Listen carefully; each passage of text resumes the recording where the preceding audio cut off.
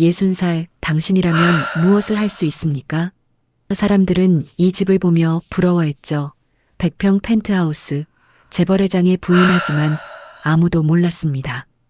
내가 아들을 이렇게 지키기 위해 망가진 게 다 했던 너 선택이 때문이야. 저를 깊은 수렁 속에서 살게 아직도 했다는 뭘 것을요. 잘못했는지 몰라. 하지만 이젠 아들을 지키기 내가 위해 이렇게 강해져야 망가진 게 합니다. 다 너 때문이야. 저의 떨리는 재벌가 탈출기, 지금 시작합니다.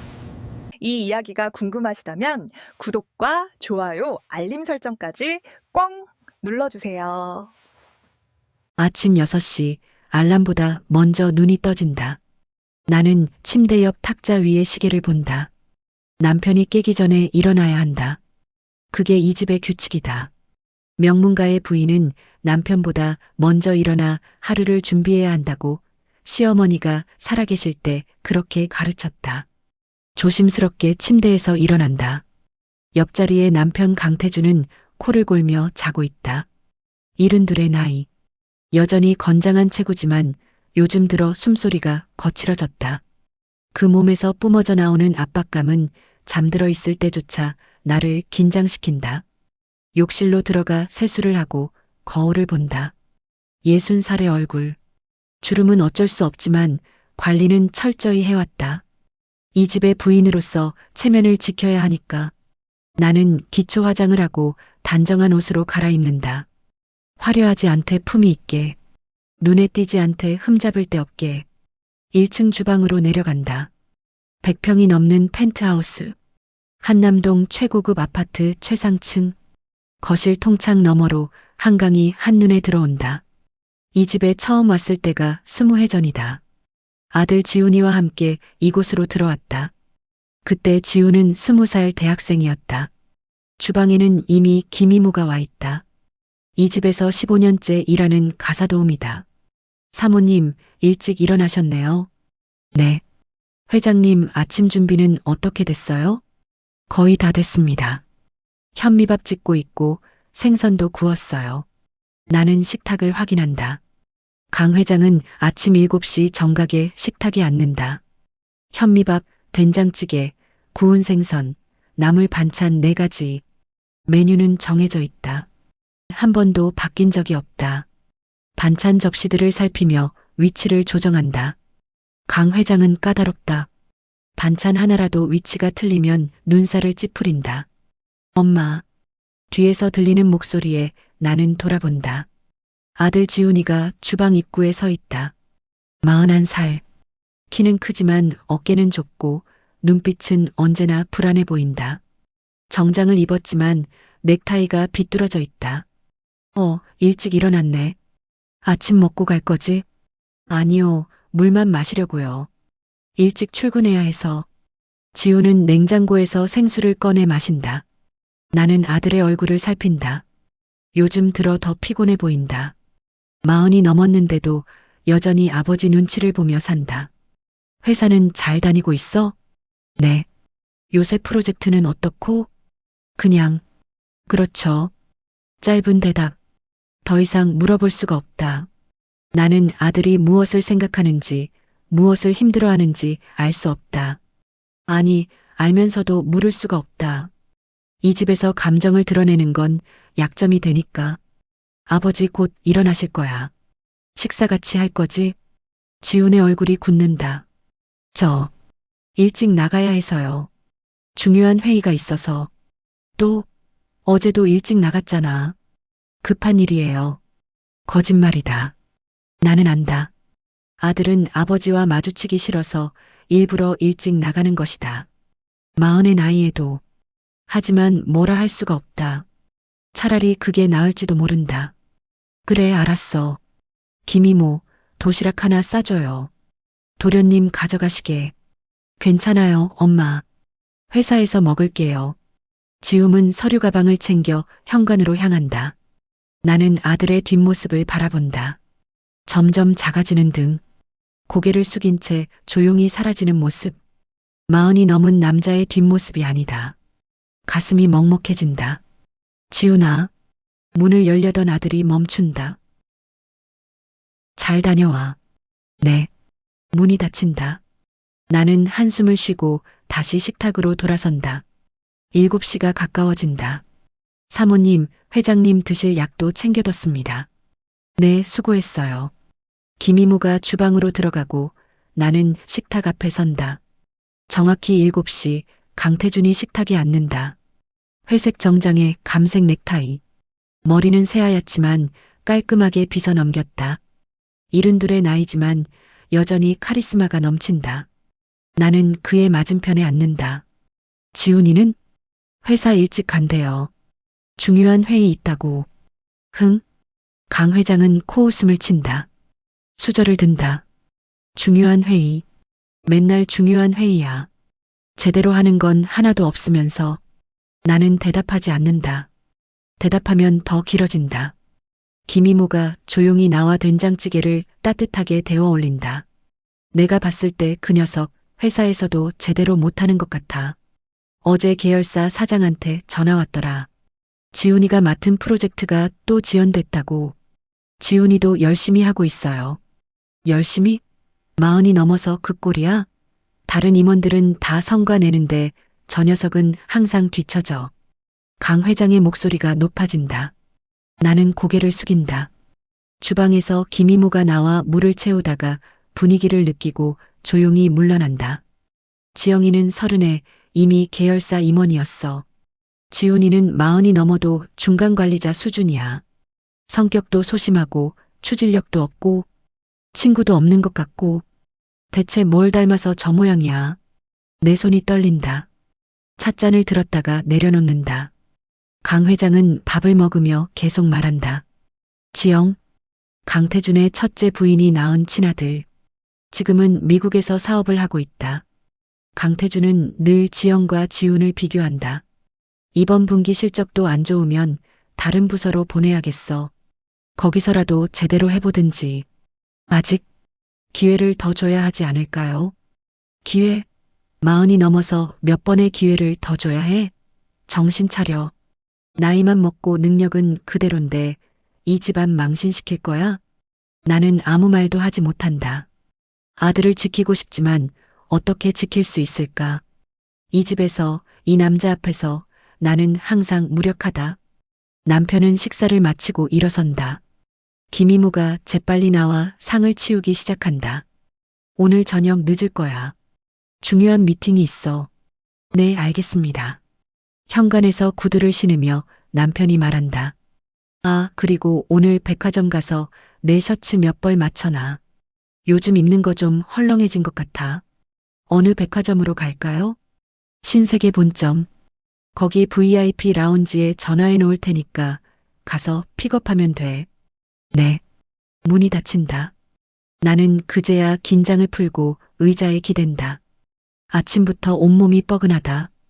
김이모가 조용히 상을 치운다. 지훈이 몫으로 차려놓았던 밥과 반찬. 먹지도 않은 음식들. 사모님, 차 한 잔 드릴까요? 아니요, 괜찮아요. 나는 일어나 거실 쪽으로 간다. 창밖을 본다. 한강이 흐르고 차들이 달리고 사람들이 움직인다. 저 아래 세상은 자유로워 보인다. 하지만 나는 안다. 이 집을 나가면 더 위험하다는 것을. 돈도 없고 갈 곳도 없고 의지할 사람도 없다. 60살. 인생의 절반 이상을 살았다. 그중 20회를 이 집에서 보냈다. 하지만 그전 20년도 자유롭지 않았다. 20살 때 첫사랑과 헤어지고 임신 사실을 숨긴 채 강태준의 내연녀가 됐다. 20년 손가락질 받으며 그림자처럼 살았다. 물질은 풍족했지만 마음은 가난했다. 40살 때 강태준의 첫째 부인이 세상을 떠났다. 그제야 나는 이곳으로 들어올 수 있었다. 정식 부인이 됐다.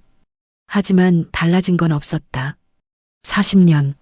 내 인생의 40년을 강태준에게 바쳤다. 처음엔 생존이라고 생각했다. 혼자 아이를 키울 수 없었고 가난에서 벗어나고 싶었고 아들에게 좋은 환경을 주고 싶었다. 하지만 지금은 안다. 이건 생존이 아니라 감옥이었다는 것을. 금으로 만든 감옥. 화려하고 넓지만 숨 쉴 틈은 없는 곳. 나는 거실 소파에 앉는다. 오늘 할 일을 생각한다.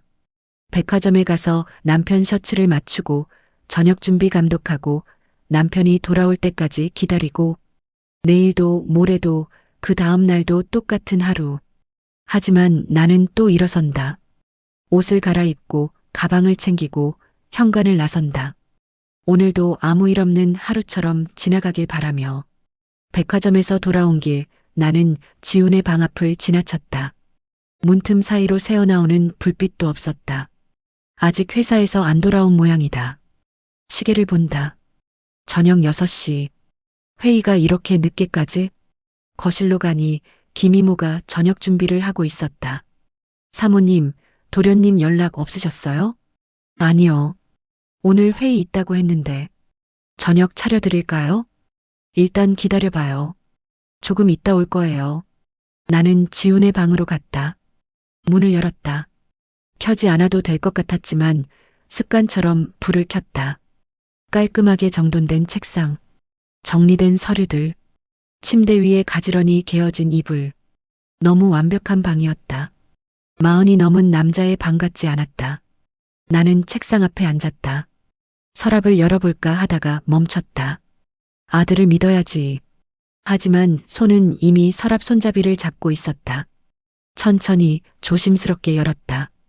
회사 서류 몇 장, 볼펜, 명함들, 그리고 구겨진 종이 한 장. 나는 그 종이를 펼쳤다. 정신건강의학과 진료 예약서였다. 우울증, 불안장애 체크된 항목들이 보였다. 날짜를 보니 석 달 전이었다. 하지만 예약 취소라는 도장이 찍혀 있었다. 가슴이 철렁 내려앉았다. 지훈이가 병원에 가려고 했었나? 하지만 결국 가지 못한 건가? 나는 종이를 다시 접어 원래 자리에 놓았다. 서랍을 닫고 불을 끄고 방을 나왔다. 복도에 서서 한참을 멍하니 있었다. 나는 어떤 엄마인가? 아들이 이렇게 힘들어하는데 눈치채지도 못했다. 아니, 눈치채면서도 모른 척했다. 이 집에서 살아남으려면 그래야 했으니까. 현관문이 열리는 소리가 들렸다. 엄마 왔어요. 지훈이었다.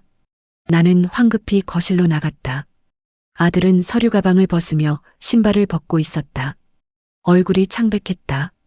정장이 구겨져 있었다. 많이 늦었네. 회의 길었어? 네. 좀 길었어요. 또 거짓말이다. 지훈의 눈은 나를 제대로 보지 못했다. 술 냄새가 났다. 저녁 먹었어? 네, 회사에서 먹었어요. 거짓말. 김이모가 주방에서 나와 말없이 나를 쳐다본다. 나도 안다. 아들이 밥을 먹지 않았다는 것을. 그래도 국이라도 한 그릇 먹어. 김이모 미역국 데워줘요. 괜찮아요, 엄마. 피곤해요. 그냥 쉬고 싶어요. 나는 아들에게 다가가 어깨를 잡고 싶었다. 안아주고 싶었다. 괜찮아. 엄마가 있잖아라고 말해주고 싶었다. 하지만 그럴 수 없었다. 우리 사이에는 보이지 않는 벽이 있었다. 20년 동안 쌓아 올린 침묵의 벽. 방 들어가서 쉬어. 피곤해 보인다. 네. 지훈은 자기 방으로 들어갔다. 문이 닫히는 소리가 유난히 크게 들렸다. 김이모가 조용히 다가왔다. 사모님, 도련님. 요즘 많이 힘들어 보이세요. 그러게요. 회사에서 무슨 일 있으신가 봐요. 며칠 전에도 새벽 2시에 들어오셨어요. 나는 아무 말도 하지 못했다. 김이모가 물러나고 나는 소파에 앉았다. 지훈은 언제부터 저렇게 된 걸까? 처음부터는 아니었다. 이 집에 들어올 때만 해도 20살이던 지훈은 밝은 아이였다. 대학생이 된 것이 신기했는지 새로운 삶에 기대하는 눈빛이었다. 하지만 그건 오래가지 못했다. 강태주는 지훈을 친아들이라고 믿으면서도 진심으로 사랑하지 않았다. 아니, 사랑하는 척했지만 마음속으론 한 번도 인정하지 않았다. 첫째 부인이 낳은 아들 지영과 비교만 했다. 지훈이 좋아하는 것, 하고 싶은 것, 되고 싶은 것은 중요하지 않았다. 강태준이 원하는 모습으로 만드는 것. 그게 전부였다. 이번 학기 학점 1등 해라. 내 아들이 그 정도는 해야지. 그 과는 왜 선택했어? 경영학 복수 전공해. 회사 경영 배워야지. 동아리? 그런 거 할 시간에 공부해. 스펙 쌓아야지. 지우는 점점 말이 없어졌다. 웃음도 사라졌다. 대학을 졸업하고 강태준의 계열사에 입사했을 때쯤엔 완전히 껍데기만 남은 것처럼 보였다. 그리고 이제 40이 넘었다. 결혼은커녕 연애조차 하지 않는다. 몇 번 선을 봤지만 번번이 거절했다. 아직 준비가 안 됐어요 라는 말만 반복했다. 나는 그걸 지켜만 봤다. 남편에게 대들 수도 없었고 아들을 데리고 나갈 용기도 없었다. 참는 것이 곧 사랑이라고 나는 스스로를 설득했다. 이 집에서 버티는 것이 아들을 위한 것이라고. 밖으로 나가면 더 힘들다고. 여기라도 있으면 안정적인 직장이 있고 좋은 대우를 받을 수 있다고. 하지만 지금 보니 그건 변명이었다. 나는 두려웠던 것이다. 혼자서는 아들을 지킬 자신이 없었던 것이다. 밤 10시가 넘어 강태준이 돌아왔다. 술 냄새가 났다. 저녁은? 김이모가 재빨리 나와 인사했다. 회장님, 지금 데워드릴게요. 그래. 강태준은 거실 소파에 앉아 TV를 켰다. 뉴스가 나왔다. 경제 뉴스, 정치 뉴스, 사건 사고. 지훈이는? 방에 있어요. 불러. 나는 가슴이 철렁했다. 이 시간에 지훈을 부른다는 건 좋은 신호가 아니었다. 피곤할 것 같은데. 불러. 나는 지훈의 방 앞으로 갔다. 문을 두드렸다. 지훈아, 아버지가 부르신대. 안에서 잠깐 정적이 흘렀다. 그리고 문이 열렸다. 지훈의 얼굴은 더 창백해져 있었다. 눈이 충혈되어 있었다. 거실로 나온 지훈을 강태준은 위아래로 훑어봤다. 회사 잘 다니고 있어? 네. 오늘 계열사 사장한테 전화 왔더라. 지훈의 얼굴이 더 굳었다. 네. 이번 프로젝트 또 지연됐다며? 그게 몇 번째야? 죄송합니다. 협력업체 쪽에서. 변명하지 마. 팀장이면 그런 것까지 관리하는 게 내 일 아니야? 지훈은 대답하지 못했다. 40이 넘어서 팀장이야. 지영이는 내 나이에 이미 임원이었어. 근데 넌 아직도 팀장이고 그마저도 제대로 못해? 죄송합니다. 죄송하다고 달라지는 게 있어? 정신 차려. 너 이러다가 회사에서 잘릴 거야.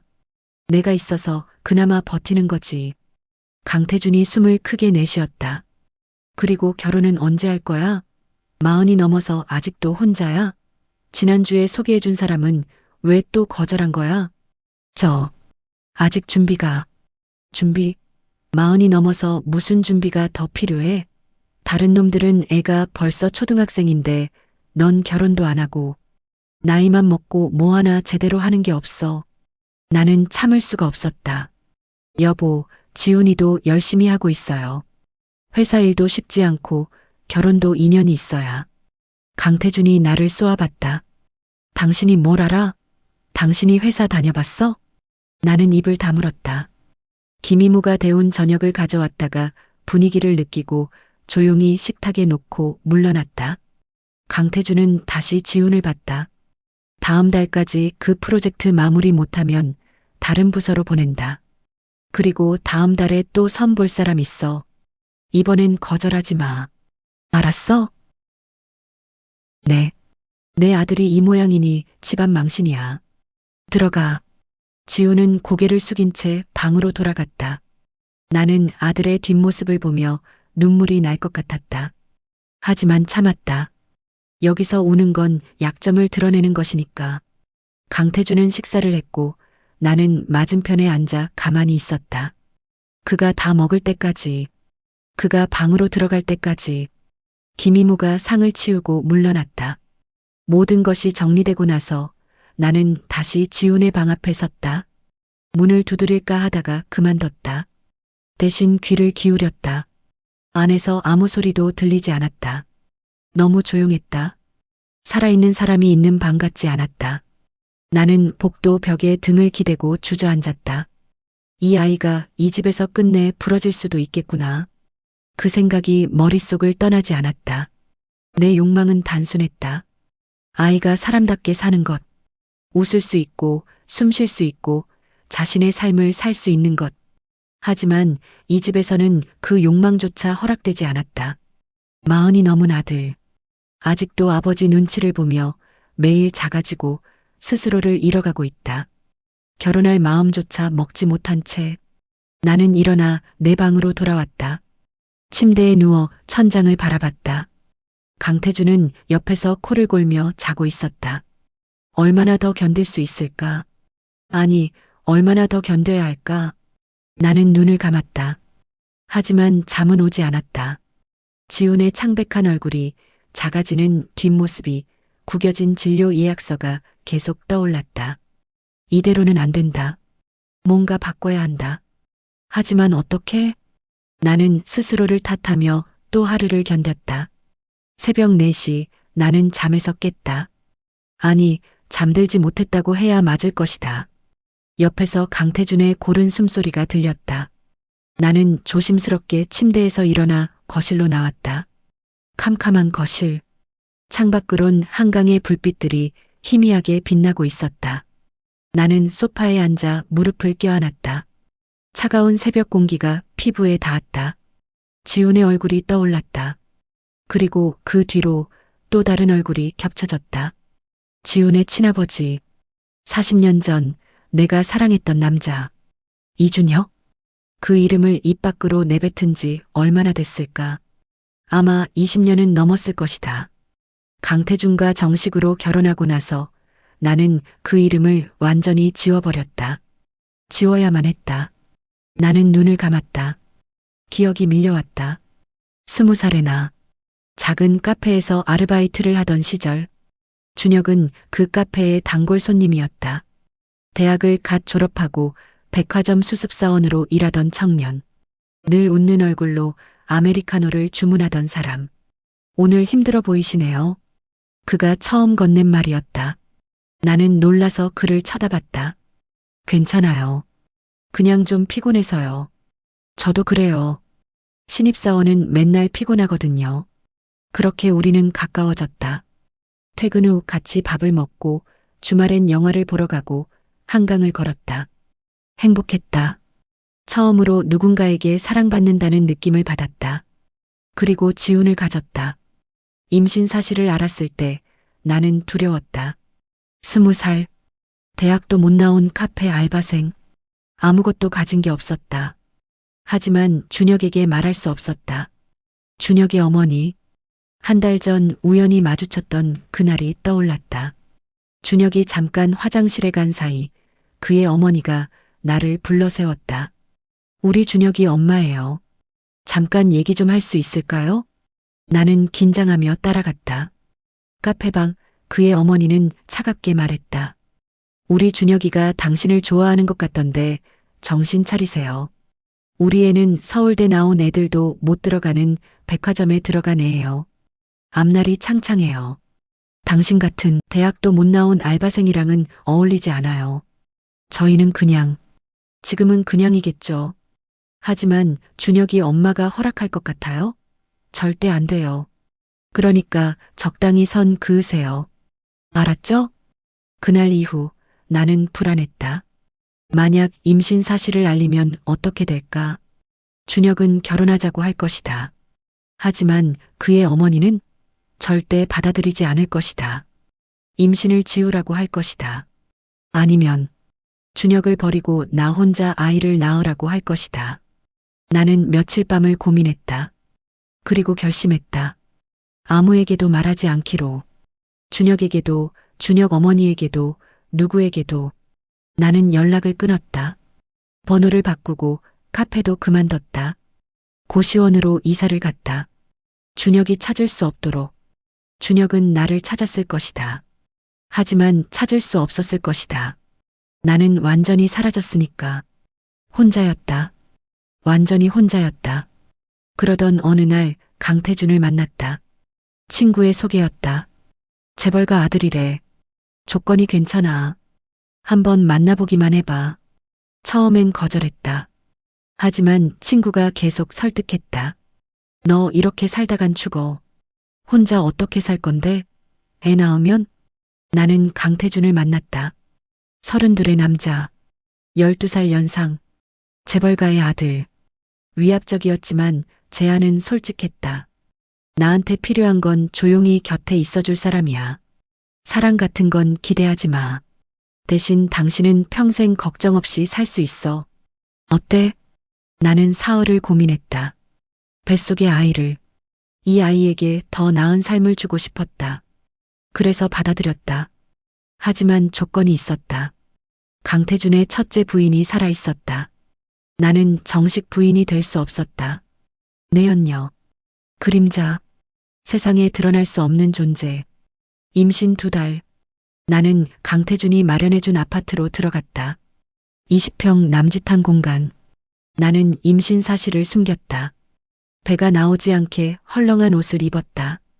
강태준은 일주일에 한두 번만 들렀기 때문에 숨기기 어렵지 않았다. 석 달이 지났다. 넉 달이 지났다. 배가 점점 불러왔다. 더 이상 숨길 수 없었다. 임신했어요. 내가 말했을 때 강태준은 놀랐다. 언제? 석 달쯤 됐어요. 거짓말이었다. 이미 5달이었다. 하지만 2달을 숨겼다고 말할 수는 없었다. 내 아이야? 강태준이 물었다. 날카로운 눈빛이었다. 나는 고개를 끄덕였다. 당신 아이예요. 거짓말이었다. 하지만 준혁의 존재를, 임신한 채로 이곳에 온 사실을 지워야 했다. 그래야 살아남을 수 있었다. 강태준은 한참을 나를 쳐다봤다. 의심하는 눈빛이었다.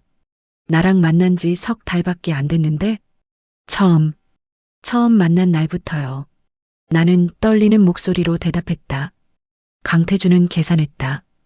우리가 처음 만난 날, 그리고 지금, 석 달이 조금 넘었다. 그래. 그는 믿고 싶어 했다. 자신의 아들이 생긴다는 게 나쁘지 않았으니까. 재벌가의 장남으로 언젠가 회사를 이어받을 그에게 아들은 많을수록 좋았다. 잘 나아. 내 아들이야. 나는 그 아파트에서 지훈을 낳았다. 강태준은 가끔 들러 아이를 봤다. 내 아들. 잘 크고 있네. 그는 지훈을 안으며 그렇게 말했다. 한 번도 의심하지 않았다. DNA 검사 같은 것도 하지 않았다. 세상 사람들도 그렇게 알았다. 재벌가 아들의 내연녀가 그와의 사이에서 아이를 낳았다고. 20살 어린 여자가 재벌가 아들의 아이를 낳고 내연녀로 사는 추문이 조용히 퍼졌다. 손가락질을 받았다. 동네 사람들의 수군거림. 하지만 나는 참았다. 지훈을 위해서. 준혁도 몰랐다. 내가 임신했다는 것을, 그의 아이를 낳았다는 것을. 세상 어디에도 그 진실을 아는 사람은 없었다.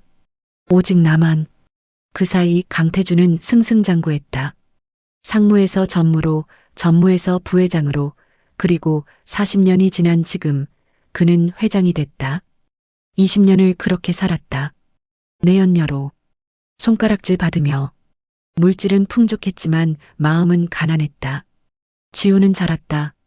아버지가 누군지도 모른 채 강태준을 아버지라고 부르며 세상 모든 사람이 강태준의 아들이라고 믿었다.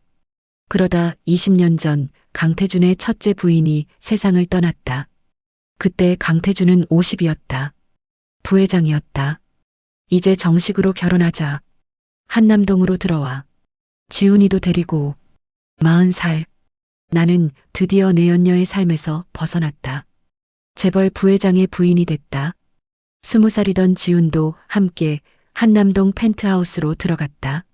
그리고 10년 전 강태준은 회장이 됐다. 하지만 달라진 건 없었다.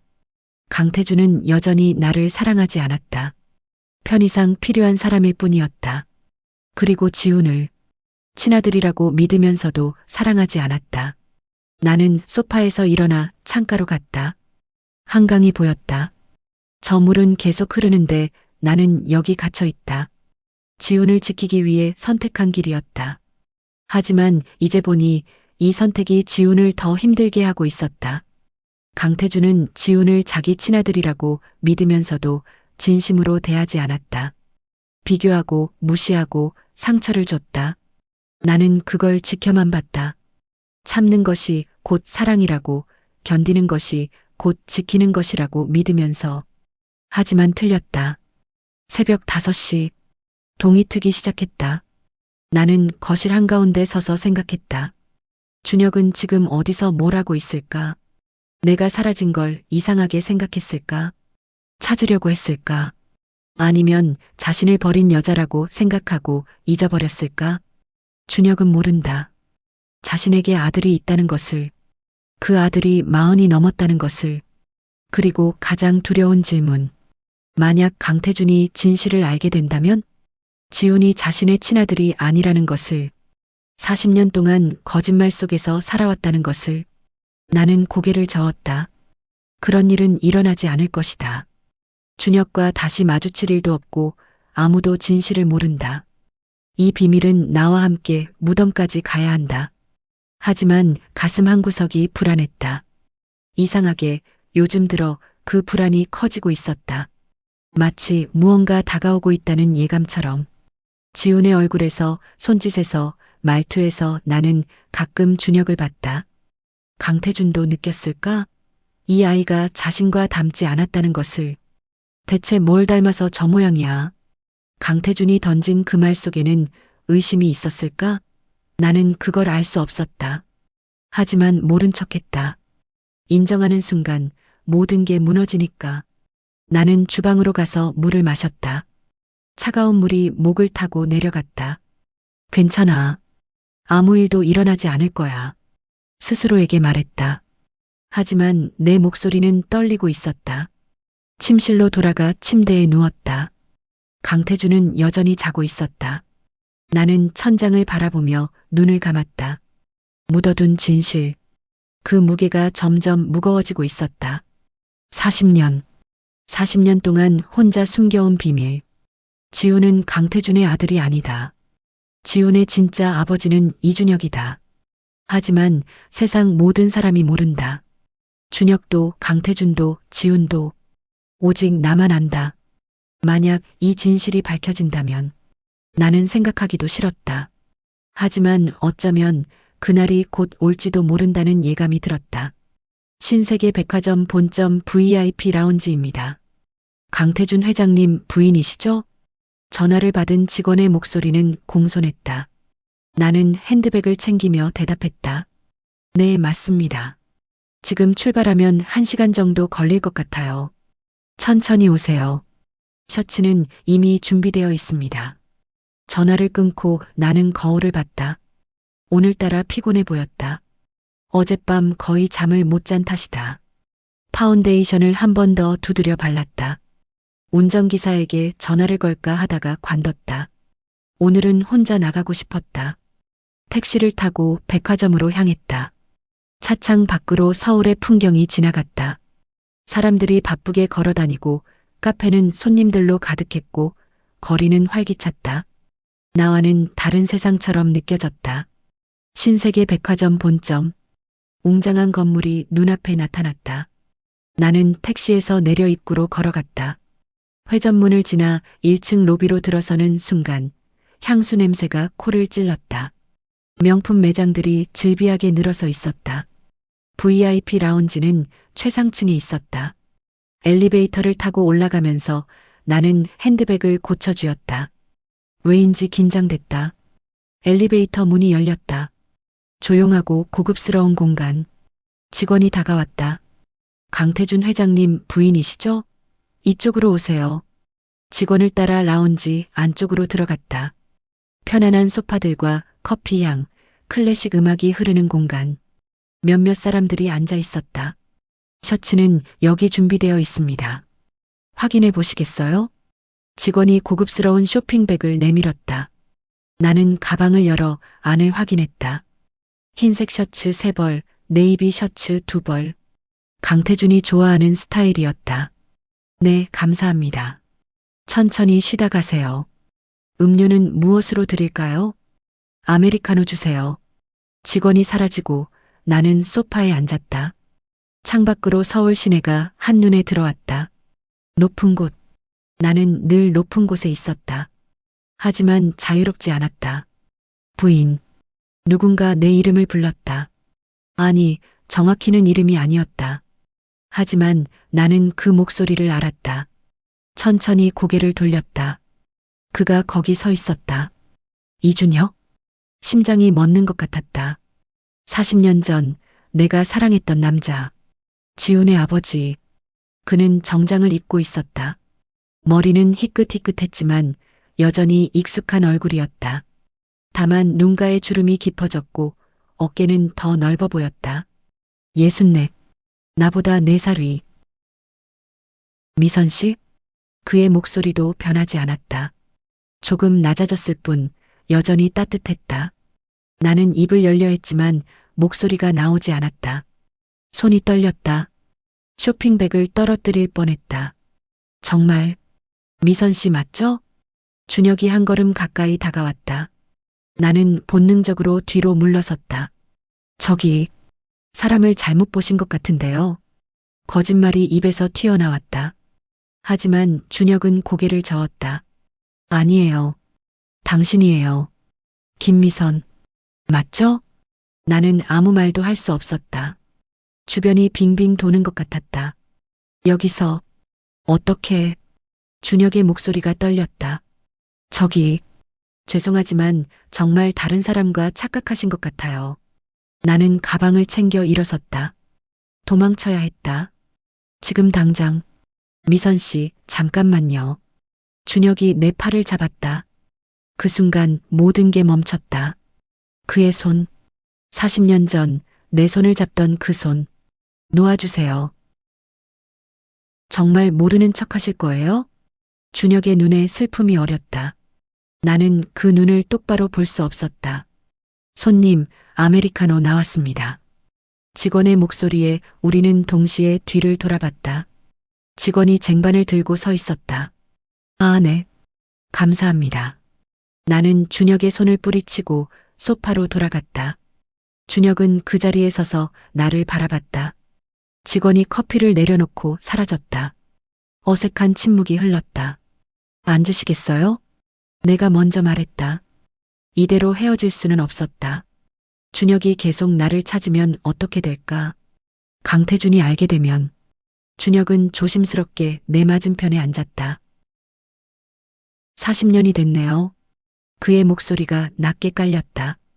전 정말 여기서 뭐 하세요? 나는 그의 말을 끊었다. 감정적으로 흘러가면 안 됐다. 준혁은 잠시 망설이다 대답했다. 이 백화점 사장입니다. 오늘 VIP 고객 행사가 있어서 인사차 올라왔다가. 백화점 사장? 그는 성공했구나. 40년 전 꿈꾸던 길을 걸어온 것이다. 그렇군요. 미선 씨는? 아니, 부인은 어떻게? 남편 심부름으로 왔어요. 셔츠 찾으러. 남편. 준혁의 얼굴이 굳었다. 강태준 회장님 부인이시라고 들었는데. 맞나요? 나는 고개를 끄덕였다. 준혁의 눈빛이 복잡하게 변했다. 그분과 언제 결혼하셨어요? 20년 전입니다. 아이는? 준혁의 목소리가 떨렸다.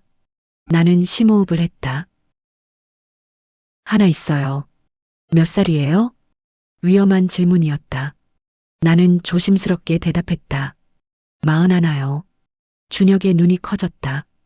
계산이 빠른 사람이었다. 41. 40년 전에 태어났다는 뜻. 그럼 오래전 일이에요. 나는 빨리 말을 가로막았다. 회장님과 그때부터? 네. 거짓말이었다. 하지만 해야 했다. 준혁은 나를 뚫어지게 쳐다봤다. 그는 알고 있었다. 내가 거짓말하고 있다는 것을. 미선 씨, 그때 왜 사라지셨어요? 전화도 안 받고 카페도 그만두고 이사도 가고 저는 미쳤다고 생각했어요. 매일 그 카페 앞에서 기다렸어요. 나는 눈을 감았다. 그냥 우리가 맞지 않는다고 생각했어요. 어머니 때문이었죠? 어머니가 뭐라고 하셨죠? 다 지난 일이에요. 지훈이. 나는 깜짝 놀라 준혁을 쳐다봤다. 어떻게 이름을 알았지? 어떻게? 미선 씨가 사라지고 몇 달 후에 소문을 들었어요. 재벌가 상무의 내연녀가 됐다고. 아이를 낳았다고. 이름이 지훈이라고. 준혁의 목소리가 잠겼다.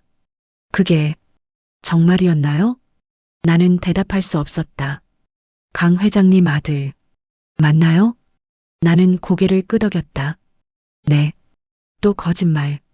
준혁은 무언가 더 말하려다가 입을 다물었다. 그때 내 핸드폰이 울렸다. 강태준이었다. 여보세요. 어디야? 셔츠는 찾았어? 네, 지금 백화점이에요. 오늘 저녁 일찍 들어갈 거야. 손님 모시고 올 거거든. 저녁 준비 제대로 시켜놔. 알겠어요. 아, 그리고 내가 요즘 관심 있는 백화점이 있어. 신세계 본점. 거기 인수합병 추진 중이야. 나는 준혁을 쳐다봤다. 그도 나를 보고 있었다. 거기요? 응. 이번에 정리할 생각이야. 알아서 정리하라고 했어. 전화가 끊겼다. 나는 천천히 핸드폰을 내렸다. 정리한다. 합병한다. 그 말 속에 숨은 의미를 나는 알았다. 강태준의 인수합병은 파괴였다. 회사를 집어삼키고 사람들을 내쫓고 모든 걸 자기 것으로 만드는 것. 준혁의 백화점을. 무슨 전화였어요? 준혁이 물었다. 나는 그를 똑바로 쳐다봤다. 아무것도 아니에요. 또 거짓말. 나는 가방을 챙겨 일어섰다. 가봐야겠어요. 미선 씨, 다시는 저한테 연락하지 마세요. 제발. 나는 뒤도 돌아보지 않고 걸었다. 엘리베이터를 탔다. 문이 닫히기 직전 준혁의 얼굴이 보였다.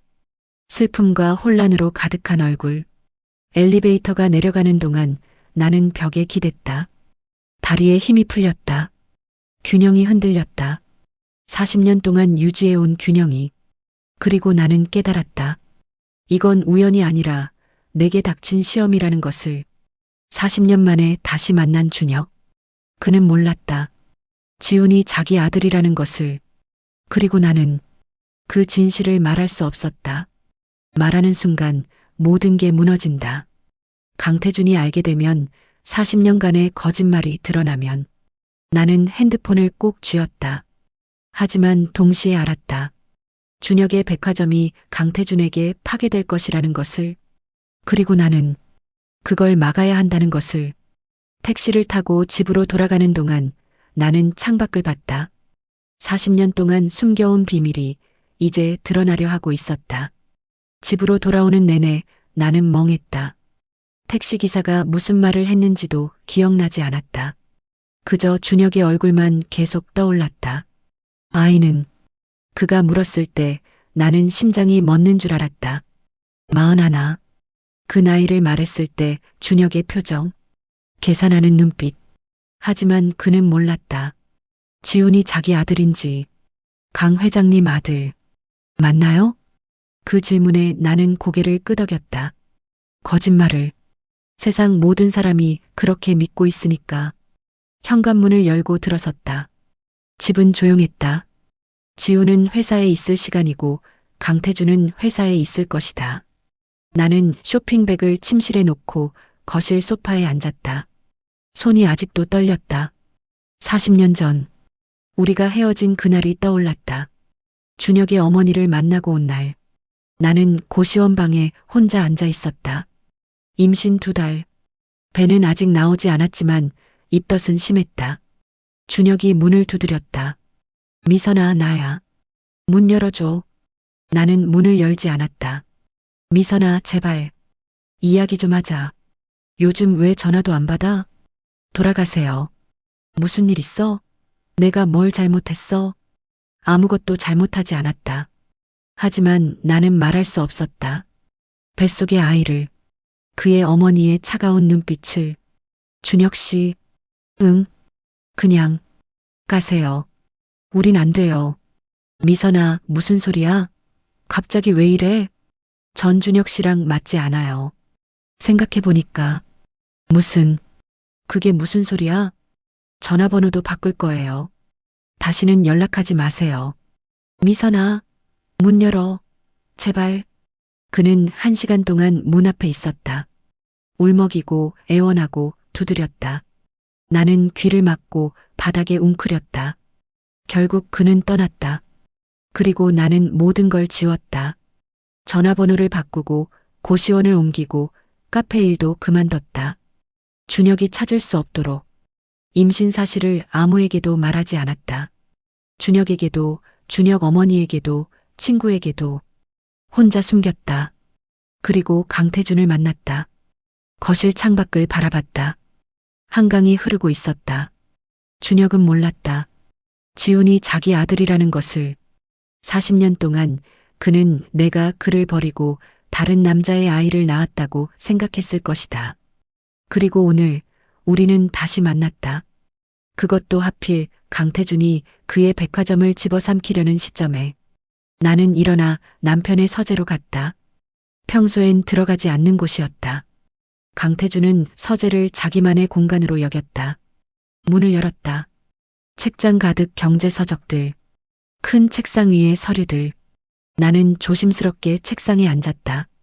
서류를 뒤적였다. 회사 관련 문서들, 계약서들, 재무제표들. 그리고 한 파일이 눈에 띄었다. 신세계 본점 인수합병 계획안. 손이 떨렸다. 파일을 열었다. 내용은 충격적이었다. 이건 단순한 합병이 아니었다.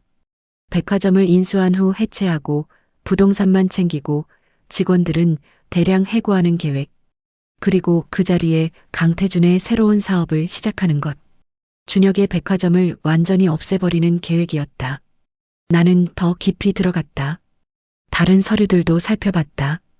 그리고 발견했다. 불법 자금 흐름이 기록된 장부, 차명 계좌 목록, 세금 포탈 증거들, 정치인들에게 제공한 뇌물 내역. 강태준은 깨끗해 보였지만 뒤에서는 온갖 불법을 저질러 왔다. 재벌가의 상무 시절부터 전무 시절, 부회장 시절, 그리고 지금 회장이 되기까지 40년 동안 쌓아온 범죄의 기록들. 이 서류들이 세상에 나가면 강태준은 끝이다. 핸드폰을 꺼내 조심스럽게 서류들을 사진으로 찍었다. 한 장, 두 장, 세 장. 차명 계좌 목록, 뇌물 내역, 탈세 증거, 불법 자금 흐름표. 뭐 하는 거야? 뒤에서 목소리가 들렸다. 나는 깜짝 놀라 돌아봤다. 강태준이 문 앞에 서 있었다. 여보. 내 서재에서 뭐 하냐고. 강태준의 목소리가 차가웠다. 나는 서류를 내려놓았다. 핸드폰은 재빨리 주머니에 넣었다. 청소하려고. 거짓말. 서류 보고 있었잖아. 강태준이 다가왔다. 나는 본능적으로 뒤로 물러섰다. 뭘 봤어? 아무것도. 거짓말하지 마. 강태준이 소리쳤다. 나는 움찔했다. 그는 책상 위 서류들을 확인했다. 인수합병 계획안이 펼쳐져 있었다. 그의 얼굴이 굳었다. 이걸 봤어? 나는 대답하지 못했다. 대답해. 죄송해요. 그냥 궁금해서. 궁금해? 당신이 왜 내 사업에 궁금해? 강태준이 내 팔을 움켜잡았다. 아팠다. 미안해요. 다시는 안 들어올게요. 당신은 집안일이나 해. 내 일에 관심 갖지 마. 알았어? 네. 강태준이 손을 놓았다. 나는 서재를 나왔다. 다리가 후들거렸다. 하지만 나는 봤다. 그 서류들을, 강태준의 약점들을. 그리고 핸드폰 안에는 증거 사진들이 있었다. 침실로 돌아와 문을 잠갔다. 침대에 앉아 팔을 문질렀다. 빨갛게 자국이 남아 있었다. 나는 핸드백에서 핸드폰을 꺼냈다. 그리고 서재에서 몰래 찍어둔 사진들을 확인했다. 불법 자금 장부, 차명 계좌 목록, 세금 포탈 증거들, 뇌물 제공 내역. 모두 내 핸드폰 안에 있었다. 강태준은 몰랐다. 내가 서류를 사진으로 찍었다는 것을. 나는 사진들을 보며 생각했다. 이건 무기다. 강태준을 무너뜨릴 수 있는 무기. 하지만 어떻게 써야 할까? 누구에게 보여줘야 할까? 그때 준혁의 얼굴이 떠올랐다. 그는 지훈의 아버지다. 하지만 모르고 있다. 만약 내가 진실을 말하면? 만약 내가 이 증거들을 보여주면? 아니, 그럴 수 없다. 진실을 말하는 순간 모든 게 무너진다. 강태준은 나와 지훈을 용서하지 않을 것이다. 40년간의 거짓말이 드러나면. 하지만 이대로 있을 수도 없다. 준혁의 백화점이 파괴되는 걸 보고만 있을 수 없다. 지훈이 매일 무너지는 걸 지켜만 볼 수 없다. 나는 핸드폰을 꼭 쥐었다. 40년 동안 나는 참았다. 강태준의 폭언을, 지훈의 고통을, 내 무력함을 참는 것이 곧 사랑이라고 믿으며 살았다. 하지만 이제는 안다. 참는 것만으로는 아무것도 지킬 수 없다는 것을 나는 처음으로 결심했다. 싸워야 한다. 지훈을 위해서, 준혁을 위해서, 그리고 나 자신을 위해서. 김이모가 저녁 준비를 하러 왔다는 노크 소리가 들렸다. 사모님, 저녁 준비 시작해도 될까요? 네, 부탁해요. 나는 핸드폰을 서랍 깊숙이 숨겼다. 그리고 거울을 봤다. 60살의 얼굴, 주름진 얼굴. 하지만 눈빛은 달랐다. 더 이상 무력한 아내가 아니다. 이제 나는 조용히, 아주 조용히 준비를 시작할 것이다. 강태준이 절대 드러내지 않는 비밀들을 모으고 약점을 찾고 무너뜨릴 방법을 찾을 것이다. 밤이 깊어갔다. 창밖의 한강은 어둠 속에서도 흐르고 있었다. 시작됐다. 나의 반격이 40년 동안 숨겨온 진실과 함께 나는 더 이상 두렵지 않았다. 지훈을 지키기 위해서라면 나는 무엇이든 할 수 있었다. 설령 그것이 40년간의 거짓말을 드러내는 것이라 해도 3일이 지났다. 나는 강태준의 일정을 확인했다. 오늘 저녁 늦게까지 지방 출장이다. 밤 11시쯤 돌아온다고 했다. 시간은 충분했다. 나는 화장을 고쳤다. 거울 속 내 얼굴은 긴장으로 굳어 있었다. 심호흡을 했다. 괜찮아. 할 수 있어. 핸드백을 챙기고 현관을 나섰다. 지훈은 회사에서 야근한다고 했다. 집엔 김이모만 있었다. 사모님 외출하세요? 네, 잠깐 볼 일이 있어서요. 저녁은 밖에서 먹을게요. 알겠습니다. 택시를 타고 신세계 백화점으로 향했다. 차 안에서 나는 계속 핸드폰을 만지작거렸다. 준혁에게 연락해야 할까? 아니면 그냥 찾아가야 할까? 결국 문자를 보냈다. 저 김미선입니다. 오늘 시간 되시면 만나 뵙고 싶습니다. 답장은 금방 왔다. 어디서 뵐까요? 백화점 근처 조용한 카페 있으면 추천해 주세요. 알겠습니다. 주소 보내드리겠습니다. 준혁이 보내준 주소는 백화점에서 걸어서 10분 거리였다. 작은 카페, 사람들이 많지 않은 곳. 나는 택시에서 내려 카페로 걸어갔다. 손이 축축하게 젖어 있었다. 계속 핸드백 손잡이를 쥐었다 폈다 했다. 카페 문을 열었다. 준혁은 이미 와 있었다. 구석 자리에 앉아 창밖을 보고 있었다. 왔습니다. 준혁이 고개를 돌렸다. 그의 얼굴에 긴장이 역력했다. 앉으세요. 나는 그의 맞은편에 앉았다. 잠시 침묵이 흘렀다. 뭘 드릴까요? 아메리카노요. 준혁이 카운터로 가서 주문했다. 나는 그 사이 숨을 고르려 애썼다. 가슴이 너무 빨리 뛰었다. 준혁이 커피 2잔을 들고 돌아왔다. 테이블에 내려놓고 앉았다. 연락 주셔서 놀랐어요. 저도 놀랐어요. 이렇게 다시 연락하게 될 줄은. 무슨 할 말이 있으신가요? 나는 커피 잔을 들었다. 한 모금 마셨다. 쓴맛이 목을 타고 내려갔다. 지난번에 제대로 말씀 못 드린 게 있어서요. 준혁의 눈빛이 날카로워졌다.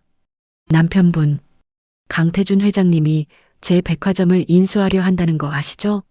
나는 고개를 끄덕였다. 알고 있어요. 혹시 부인께서 그 얘기를 하러 오신 건가요? 아니에요.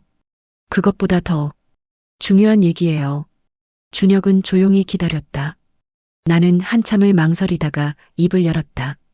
준혁 씨, 지난번에 제가 거짓말했어요. 뭐요? 아이 얘기요. 강 회장 아들이라고 했잖아요. 준혁의 얼굴이 굳었다. 거짓말이에요. 지훈이는 강태준의 아들이 아니에요. 그럼 나는 준혁을 똑바로 바라봤다. 준혁 씨 아들이에요. 침묵이 흘렀다. 긴, 무거운 침묵. 준혁은 숨을 크게 들이쉬었다. 손이 떨리는 게 보였다. 무슨 말씀이세요? 지훈이는 준혁 씨 아들이에요. 41살. 40년 전에 제가 준혁 씨와 헤어지기 전에 임신했어요. 준혁은 두 손으로 얼굴을 감쌌다. 어깨가 떨렸다. 한참을 그렇게 있었다. 왜 말 안 하셨어요? 그의 목소리가 갈라졌다. 말할 수 없었어요. 왜요? 준혁 씨 어머니. 기억하세요? 저한테 하셨던 말씀. 준혁이 고개를 들었다. 눈이 빨갛게 충혈되어 있었다. 어머니가 뭐라고 하셨어요? 만나지 말라고 하셨어요. 준혁 씨는 앞날이 창창한데 대학도 못 나온 저 같은 사람이랑은 어울리지 않는다고. 그래서 임신 사실을 알았을 때 말할 수 없었어요. 어머니가 임신 지우라고 하실 게 뻔했으니까. 아니면 준혁 씨를 버리고 혼자 낳으라고 하셨겠죠. 나는 잠시 멈췄다가 말을 이었다. 그래서 아무에게도 말하지 않았어요. 준혁 씨에게도 어머니에게도. 그냥 사라졌어요. 준혁은 주먹을 쥐었다. 이를 악물었다. 그래도 말했어야죠. 제게는 알 권리가 있었어요. 알아요. 미안해요. 그리고 강 회장은 어떻게? 나는 깊게 숨을 쉬었다. 임신 2달 때 만났어요. 친구 소개로. 재벌가 아들이었죠. 12살 연상. 첫째 부인이 있었지만 내연녀를 찾고 있었어요. 그래서 임신한 채로? 네. 임신 사실을 숨겼어요. 2달 동안 배가 나오지 않게 헐렁한 옷만 입었어요. 준혁의 얼굴이 일그러졌다. 그러다 5달쯤 됐을 때 더 이상 숨길 수 없어서 말했어요. 3달 됐다고. 강태준의 아이라고. 그 사람은 믿었어요? 믿었어요. 의심했지만 결국 믿었어요. 자기 아들이 생긴다는 게 나쁘지 않았으니까. 준혁은 한참을 말없이 앉아 있었다. 그리고 조용히 물었다. 지훈이는 알아요? 나는 고개를 저었다. 몰라요. 강태준이 아버지라고 알고 있어요. 그럼 말해줘야죠. 그랬다간 우리 모두 끝나요. 나는 핸드백을 열었다. 핸드폰을 꺼내 준혁에게 보여줬다. 이거 보세요. 사진들이었다. 강태준의 서재에서 찍은 서류들. 준혁은 사진들을 넘겨봤다. 얼굴이 점점 굳어갔다. 이게 전부 불법이잖아요. 네. 강태준은 겉으로는 깨끗해 보이지만 뒤에서는 이런 일들을 해왔어요. 40년 동안. 이걸 왜 제게? 준혁 씨 백화점을 지키려면 이게 필요할 거예요. 준혁은 나를 쳐다봤다. 무슨 뜻이에요? 강태준의 인수합병은 단순한 사업이 아니에요. 파괴예요. 백화점을 인수한 후 해체하고 직원들 다 내보내고 부동산만 챙길 거예요. 그럴 줄 알았어요. 막아야 해요. 그리고 그러려면 나는 심호흡을 했다. 강태준을 무너뜨려야 해요. 준혁의 눈이 커졌다. 미선 씨, 그게 무슨... 전 결심했어요. 더 이상 참지 않기로. 지훈이를 지키기 위해서라면 저도 싸울 수 있어요. 하지만 위험해요. 강 회장이 알게 되면. 알아요. 그래서 조심스럽게 해야죠. 준혁 씨, 도와주세요. 나는 준혁의 손을 잡았다. 처음으로 40년 만에. 우리 같이 싸워요. 준혁 씨의 백화점을 지키고 지훈이를 구하고 강태준의 폭정을 끝내요. 준혁은 한참을 나를 바라봤다. 정말 괜찮으시겠어요? 돌이킬 수 없을지도 몰라요. 이미 돌이킬 수 없어요. 제 인생은 40년 전에 이미 망가졌어요. 하지만 지훈이의 인생은 아직 남았어요. 그 아이만은 지키고 싶어요. 준혁이 내 손을 꽉 쥐었다. 알겠어요. 같이 싸워요. 감사해요. 아니에요. 감사한 건 저예요. 40년 만에 다시 미선 씨와 함께 할 수 있어서. 그리고 제게 아들이 있다는 걸 알게 돼서 준혁의 눈에 눈물이 맺혔다. 미안해요. 40년 동안 혼자 키우셨죠? 아니에요. 혼자가 아니었어요. 지훈이가 있었으니까. 우리는 계획을 세웠다. 법률 자문을 구하고 언론에 제보하고 금융당국에 고발하는 것. 강태준의 불법을 세상에 드러내는 것. 그리고 그 과정에서 지훈이를 안전하게 지키는 것. 한 가지 약속해 주세요. 준혁이 말했다. 뭔데요? 이 모든 게 끝나면 지훈이에게 진실을 말해주세요. 제가 진짜 아버지라는 것을. 나는 눈물을 닦았다. 약속할게요. 저도 만나볼 수 있을까요? 지훈이를. 모든 게 끝나면요. 그때 만나세요. 준혁이 고개를 끄덕였다. 제 아들. 어떤 아이예요? 나는 미소 지었다. 처음으로 40년 만에 진심으로. 착해요. 너무 착해요. 그리고 준혁 씨를 많이 닮았어요. 준혁이 울었다. 소리내어. 카페를 나설 때 하늘은 어두워지고 있었다. 하지만 내 마음은 처음으로 가벼웠다. 혼자가 아니었다. 이제 나는 혼자가 아니었다. 준혁과 나는 감정이 아닌 현실로 손을 잡았다. 아이의 인생이 걸린 문제였다. 싸움은 이제 시작이었다. 택시를 타고 집으로 돌아가면서 나는 창밖을 봤다. 40년. 40년 동안 숨겨온 비밀을 나는 드디어 말했다. 지훈은 준혁의 아들이라고. 이제 남은 건 강태준을 무너뜨리고 지훈에게 진실을 말하는 것뿐이었다. 나는 핸드폰을 꺼내 사진들을 다시 확인했다. 강태준의 비리 증거들, 40년 동안 쌓아온 범죄의 기록들. 이제 이것들이 세상에 드러날 것이다. 그리고 지훈은 자유로워질 것이다. 나는 눈을 감았다. 두렵지 않았다. 오히려 홀가분했다. 40년 동안 혼자 짊어졌던 무게를 이제 나눌 수 있으니까. 준혁과 헤어진 후 나는 집으로 돌아오지 않았다. 대신 근처 호텔 카페로 갔다. 조용한 곳에서 생각을 정리해야 했다. 노트북을 펼쳤다. 핸드폰에 있는 사진들을 하나씩 컴퓨터로 옮겼다. 강태준의 비리 증거들, 불법 자금 흐름, 차명 계좌, 탈세 내역, 뇌물 수수 기록. 하나하나 파일로 정리하면서 나는 깨달았다. 이건 생각보다 훨씬 큰 무기였다. 강태준은 조심스러운 사람이었다. 겉으로는 완벽하게 보였다. 언론에도 좋게 나왔고 자선 사업도 했고 정치인들과도 좋은 관계를 유지했다. 하지만 서재 앙그 서류들은 달랐다. 진짜 얼굴이 담겨 있었다. 천우건설 비자금 5억, 김 의원 측근 전달, 해성물산 인수권, 금융감독원 담당자 매수 마이너스 월 3천, 하루은행 부행장, 분기별 1억 제공. 하나같이 결정적인 증거들이었다. 나는 커피를 마시며 생각했다.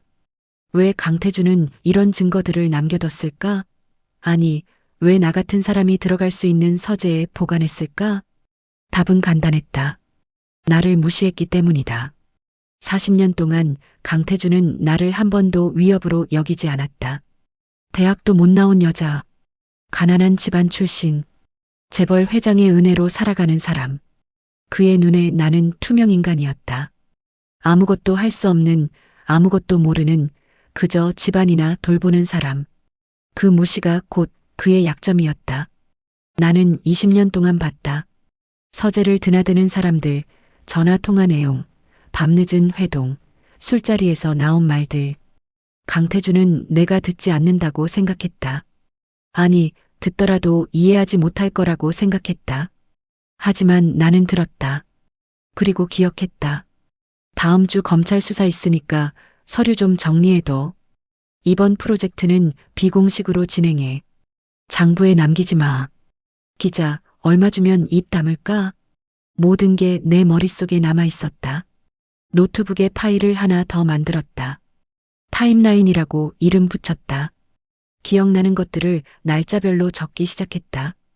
언제 누구를 만났는지, 무슨 말을 했는지, 어떤 거래가 오갔는지. 처음엔 단편적이었다.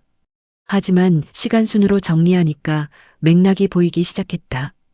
강태준의 범죄는 체계적이었다. 상무 시절부터 시작됐다. 정치인을 매수하고 언론을 통제하고 금융당국을 회유하고 경쟁사를 불법적으로 무너뜨렸다. 전무가 되고 부회장이 되고 마침내 회장이 되기까지 40년 동안 쌓아올린 범죄의 피라미드.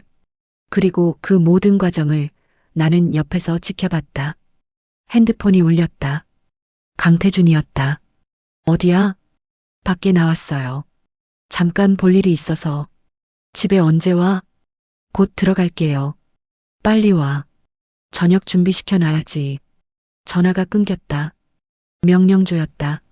40년 동안 익숙한 말투. 하지만 이제는 달랐다. 나는 더 이상 그 목소리에 움츠러들지 않았다. 노트북을 닫고 가방에 넣었다. 일어서려는데 핸드폰이 또 울렸다. 이번엔 준혁이었다. 미선 씨, 저 변호사 한 명 알아봤어요. 변호사요? 네. 제 대학 동기인데 지금 대형 로펌 파트너예요. 기업 비리 사건 전문이고요. 믿을 만한 사람이에요. 만나봐도 될까요? 내일 시간 되세요? 제가 약속 잡을게요. 네, 괜찮아요. 그리고 미선 씨. 준혁의 목소리가 낮아졌다. 조심하세요. 강 회장이 눈치채지 않게. 알아요. 걱정 마세요. 전화를 끊고 나는 한숨을 쉬었다. 조심해야 한다. 강태준은 예민한 사람이다. 조금이라도 이상한 낌새를 보이면 바로 알아챈다. 집으로 돌아가는 택시 안에서 나는 창밖을 봤다. 거리의 불빛들이 빠르게 지나갔다. 40년 전 나는 강태준을 선택했다. 지훈에게 더 나은 삶을 주고 싶어서, 가난에서 벗어나고 싶어서. 하지만 그건 착각이었다. 지훈은 더 나은 삶을 얻은 게 아니라 다른 종류의 고통을 얻었다. 금으로 된 감옥에 갇혔다. 그리고 나도 마찬가지였다. 집에 도착했다. 현관문을 열었다. 강태준은 거실 소파에 앉아 TV를 보고 있었다. 왔어? 네. 저녁은? 김이모가 준비하고 있을 거예요. 그래. 나는 침실로 들어갔다. 노트북을 서랍 깊숙이 숨겼다. 그리고 거울을 봤다. 60살의 얼굴. 피곤해 보였지만 눈빛은 달랐다. 단호했다. 저녁 식사 시간. 김이모가 준비한 음식이 상에 올라왔다. 강태준은 TV를 보며 밥을 먹었다. 지훈이는? 회사에서 야근한대요. 또 야근이야? 일도 제대로 못하면서 야근은 왜 해? 나는 아무 말도 하지 않았다. 내일 인수합병 최종 미팅이 있어. 신세계 본점. 나는 젓가락을 쥔 손에 힘이 들어갔다. 그래요? 응. 드디어 마무리되는 거야. 이준혁이라는 작자 끝까지 버티더니 결국 무릎 꿇었어. 준혁의 이름을 듣는 순간 가슴이 철렁했다. 그 사람, 어떤 사람이에요? 백화점 사장. 별 볼 일 없는 놈이야. 대학 나와서 평생 백화점에서만 일한 셀러리맨 출신. 운 좋게 사장까지 올라갔지만 경영 능력은 형편없어. 강태준이 비웃듯 말했다. 이번에 깔끔하게 정리할 거야. 백화점 해체하고 그 자리에 복합 쇼핑몰 건설할 거거든. 수익이 몇 배는 날 거야. 직원들은 어떻게 되는데요? 다 정리하지 뭐. 필요한 사람만 남기고. 나는 밥을 먹을 수가 없었다. 입맛이 싹 사라졌다. 왜 안 먹어? 배가 안 고파서요. 요즘 이상해. 뭔가 달라진 것 같은데. 강태준이 나를 쳐다봤다. 날카로운 눈빛이었다. 그냥 피곤해서 그래요. 피곤해? 집에서 뭐 하는데 피곤해? 나는 고개를 숙였다. 식사를 마친 강태준은 서재로 들어갔다. 나는 김이모와 함께 상을 치웠다. 사모님 괜찮으세요? 안색이 안 좋으신데. 괜찮아요. 그냥 좀 피곤해서요. 김이모가 물러나고 나는 거실 소파에 앉았다. 내일 최종 미팅. 준혁의 백화점이 내일 강태준에게 넘어간다. 하지만 우리에게도 준비가 있다. 나는 핸드폰을 꺼내 저장된 사진들을 확인했다. 증거들. 그동안 쌓아온 강태준의 범죄 증거들. 이것들이 세상에 나가면 강태준은 끝이다. 내일 변호사를 만난다. 그리고 본격적으로 시작한다. 강태준의 왕국을 무너뜨리는 일을. 밤이 깊었다. 나는 침실로 들어갔다. 강태준은 아직 서재에 있었다. 나는 침대에 누워 천장을 바라봤다. 40년. 40년 동안 나는 참았다. 이제는 싸운다. 지훈을 지키기 위해, 준혁을 돕기 위해, 그리고 나 자신을 위해. 나는 더 이상 무력한 여자가 아니다. 나는 무기를 가지고 있다. 강태준이 절대 예상하지 못한 무기를. 40년 동안의 침묵 속에서 모아온 모든 것들. 이제 그것들이 빛을 발할 시간이다. 나는 눈을 감았다. 두렵지 않았다. 오히려 확신에 차 있었다. 내일부터 모든 것이 바뀐다. 변호사 사무실은 강남 한복판에 있었다. 유리로 된 고층 빌딩. 로비부터 다른 세계 같았다. 신우법률사무소, 어디시죠? 네, 최민혁 변호사님 찾아왔습니다. 엘리베이터를 타고 25층으로 올라갔다. 문이 열리자 넓은 사무실이 나타났다. 김미선 씨 맞으시죠? 이쪽으로 오세요. 직원의 안내를 받아 회의실로 들어갔다. 준혁이 이미 와 있었다. 미선 씨, 준혁 씨. 잠시 후 문이 열리고 40대 남자가 들어왔다. 깔끔한 정장, 카리스마 있는 인상. 최민혁 변호사입니다. 준혁이한테 얘기 들었어요. 악수를 나눴다. 그의 손은 단단했다. 증거 자료 가져오셨죠? 나는 노트북을 펼쳤다. 정리해둔 파일들을 보여줬다. 최 변호사는 한참 동안 화면을 봤다. 표정이 점점 굳어졌다. 이거 전부 진짜예요? 네. 대단하네요. 이 정도면 검찰 수사 들어가면 바로 구속감입니다. 정말요? 뇌물, 탈세, 횡령, 배임. 혐의가 한두 개가 아니에요. 게다가 증거가 너무 명확해요. 40년치 범죄 기록이 다 있네요. 최 변호사가 노트북을 돌려줬다. 근데 문제가 있어요. 뭔데요? 강태준 회장, 권력이 막강한 사람이에요. 정치권, 언론, 심지어 검찰에도 라인이 있어요. 일반적인 고발로는 묻힐 가능성이 높아요. 나는 주먹을 쥐었다. 그럼 어떻게 해야 하죠? 동시다발적으로 터뜨려야 해요. 검찰 고발과 동시에 언론 제보, 금융당국 신고, 국세청 탈세 제보. 한꺼번에 여러 곳에서 압박하는 거죠. 준혁이 끼어들었다. 그렇게 하면 강 회장이 손쓸 틈이 없겠네요. 맞아요. 한 곳은 막을 수 있어도 여러 곳을 동시에는 못 막아요. 최 변호사가 나를 봤다. 각오는 되셨죠? 이거 시작하면 돌이킬 수 없어요. 알고 있어요. 부인께서 가장 위험해요. 강 회장 바로 옆에 계시니까. 눈치채면. 괜찮아요.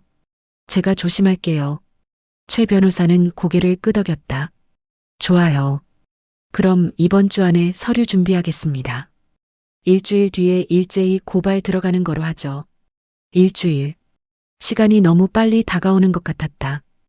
회의를 마치고 사무실을 나왔다. 엘리베이터 안에서 준혁이 물었다. 괜찮으세요? 네. 괜찮아요. 미선 씨. 준혁이 내 손을 잡았다. 무슨 일 있으면 바로 연락하세요. 제가 바로 달려갈게요. 고맙습니다. 그리고 지훈이 얘기 언제 할 생각이세요? 일이 끝나고요. 모든 게 정리된 다음에. 알겠어요. 기다릴게요. 밖으로 나왔다. 하늘이 흐렸다. 비가 올 것 같았다. 집으로 돌아가는 길 나는 계속 생각했다. 일주일. 그 안에 강태준이 눈치채지 않게 조심해야 한다. 현관문을 열고 들어섰다. 집은 조용했다. 강태준은 회사에, 지우는 회사에 있을 시간. 나는 서재로 갔다. 혹시 또 필요한 증거가 있을까 싶어서 책상 위를 살폈다. 새로운 서류들이 놓여 있었다. 신세계 본점 인수 최종안. 파일을 펼쳤다. 날짜가 적혀 있었다. 이번 주 금요일. 사흘 뒤. 강태준은 사흘 뒤에 인수합병을 완료할 계획이었다. 준혁의 백화점이 사흘 뒤에 사라진다. 핸드폰을 꺼내 준혁에게 전화했다. 미선 씨? 준혁 씨, 큰일이에요. 강태준이 이번 주 금요일에 인수 완료한대요. 뭐라고요? 서류에 적혀 있어요. 사흘밖에 안 남았어요. 준혁이 한숨을 쉬었다. 압박이 심해요. 오늘도 본사에서 연락 왔어요. 인수 조건 받아들이지 않으면 강제로 진행하겠다고. 어떻게 해요? 최 변호사한테 연락해 봐야겠어요. 고발 시기를 앞당겨야 할 것 같아요. 네, 그래요. 빨리요. 전화를 끊으려는데 뒤에서 목소리가 들렸다. 누구랑 통화해? 심장이 멎었다. 뒤를 돌아봤다. 강태준이 문 앞에 서 있었다. 여보. 누구랑 통화했냐고. 그냥 친구요. 거짓말. 방금 준혁 씨라고 했잖아. 누구야, 준혁이가? 손이 떨렸다. 핸드폰을 꽉 쥐었다. 옛날 친구예요. 오랜만에 연락해서. 서재에서 뭐해? 강태준이 다가왔다. 책상 위 서류를 봤다. 인수합병 최종안이 펼쳐져 있었다. 이거 봤어? 아니에요. 방금 들어와서. 또 거짓말이야. 강태준이 소리쳤다. 나는 뒤로 물러섰다. 당신 요즘 이상해. 뭔가 숨기는 거 있지? 아무것도 안 숨겨요. 핸드폰 줘봐. 왜요? 줘. 강태준이 내 핸드폰을 낚아챘다. 화면을 봤다. 준혁과의 통화 기록. 이준혁? 이 사람 누구야? 그냥 아는 사람이에요. 전화번호 저장도 안 돼 있네. 최근 통화만 5번. 뭐야 이게? 강태준의 얼굴이 붉어졌다. 당신 바람 피우는 거야? 아니에요. 절대 아니에요. 그럼 뭐야? 왜 남자랑 몰래 전화를 해? 진짜 친구예요. 오해하지 마세요. 강태준이 핸드폰을 집어던졌다. 바닥에 떨어져 액정이 깨졌다. 이 집에서 나가. 여보. 당장 나가라고. 강태준이 내 팔을 잡아 끌었다. 아팠다. 비명을 참았다. 놔주세요. 감히 나한테 바람을 피워? 내가 누군 줄 알고? 바람 안 피웠어요. 거실까지 끌려왔다. 강태준이 나를 밀쳤다. 소파에 부딪혔다. 일주일 안에 그 남자가 누군지 무슨 관계인지 다 밝혀. 못 밝히면 강태준이 이를 갈았다. 당신도 지훈이도 이 집에서 쫓아낼 거야. 그 순간 현관문이 열렸다. 지훈이 서 있었다. 엄마. 아들의 얼굴이 창백했다. 방금 장면을 본 모양이었다. 지훈아. 뭐 봐. 강태준이 지훈에게 소리쳤다. 방 들어가. 아버지, 엄마한테 왜 그러세요? 닥쳐. 내가 끼어들 일 아니야. 지훈의 눈에 눈물이 고였다. 하지만 움직이지 않았다. 엄마 괜찮으세요? 나는 고개를 끄덕였다. 괜찮아. 방 들어가 있어. 지훈은 한참 서 있다가 천천히 자기 방으로 들어갔다. 문이 닫혔다. 강태준이 나를 내려다봤다. 일주일. 기억해. 그리고 방으로 들어가 버렸다. 나는 소파에 그대로 앉아 있었다. 온몸이 떨렸다. 깨진 핸드폰을 주워들었다. 액정은 박살났지만 아직 켜졌다. 준혁에게 문자를 보냈다. 들켰어요. 빨리 움직여야 해요. 답장이 왔다. 괜찮으세요? 지금 바로 최 변호사한테 연락하겠습니다. 나는 핸드폰을 꺼버렸다. 더 이상 위험할 수 없었다. 창밖을 봤다. 비가 내리기 시작했다. 폭풍 전야였다. 사흘 뒤 강태준은 인수합병을 완료할 것이다. 그 전에 우리가 먼저 움직여야 한다. 하지만 강태준이 이미 의심하고 있다. 시간이 없다. 나는 지훈의 방을 쳐다봤다.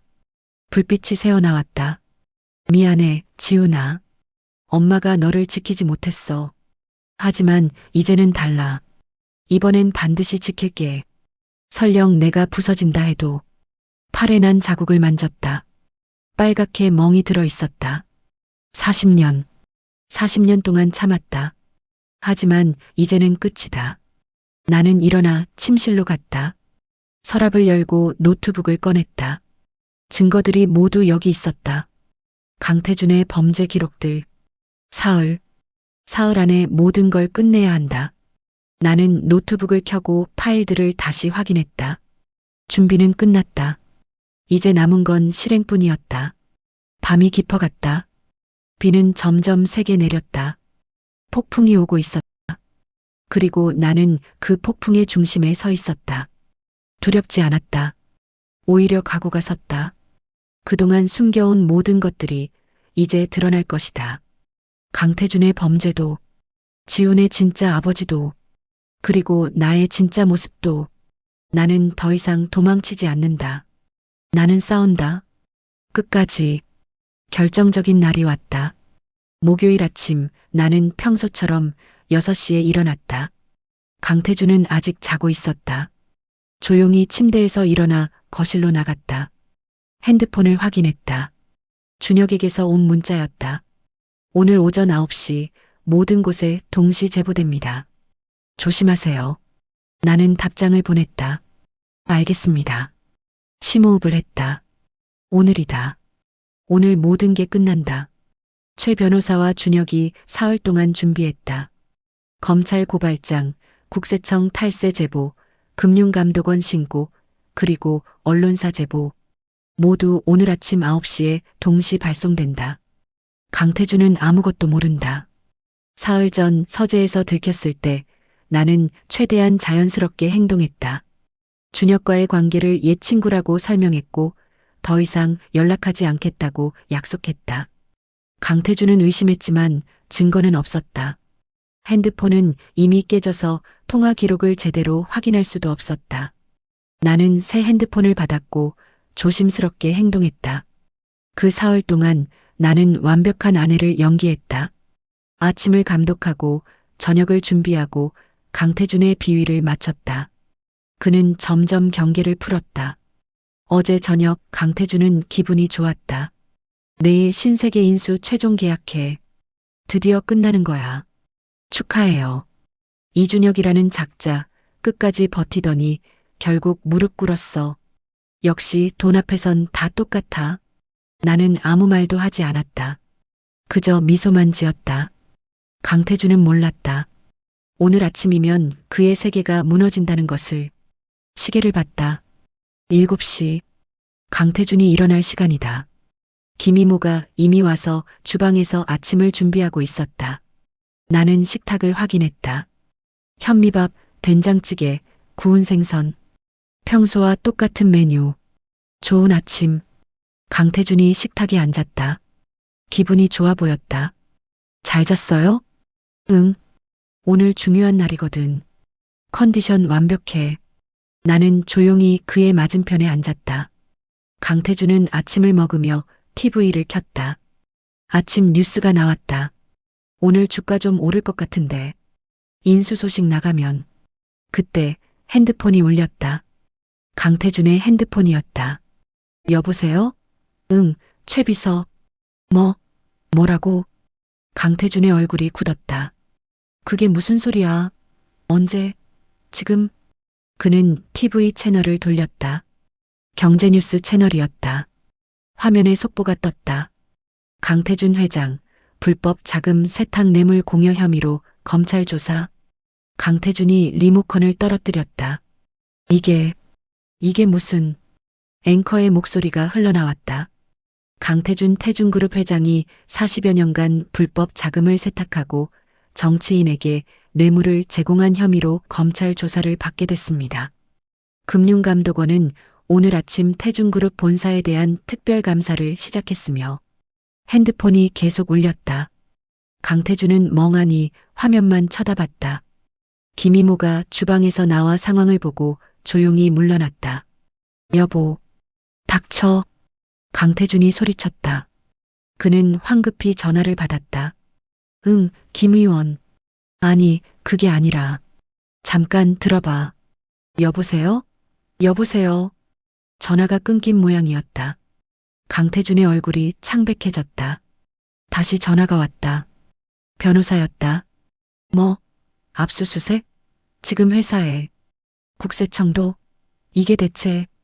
강태준은 전화를 끊고 재킷을 집어들었다. 회사 가야 돼. 여보, 아침은. 그게 지금 중요해? 그는 현관으로 달려갔다. 문이 쾅 닫혔다. 나는 식탁에 혼자 남았다. TV에선 계속 뉴스가 흘러나왔다. 검찰 관계자에 따르면 제보자가 제공한 구체적인 증거 자료를 바탕으로 수사를 시작했다고 밝혔습니다.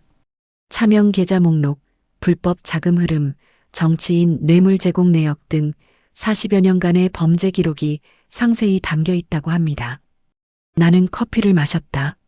손이 떨리지 않았다. 오히려 차분했다. 핸드폰이 울렸다. 준혁이었다. 미선 씨, TV 보셨어요? 네. 시작됐어요. 이제 돌이킬 수 없어요. 알아요. 괜찮으세요? 네. 괜찮아요. 혹시 위험하면 바로 연락하세요. 제가 달려갈게요. 고맙습니다. 전화를 끊었다. 지훈의 방을 쳐다봤다. 아직 불이 꺼져 있었다. 아이는 자고 있었다.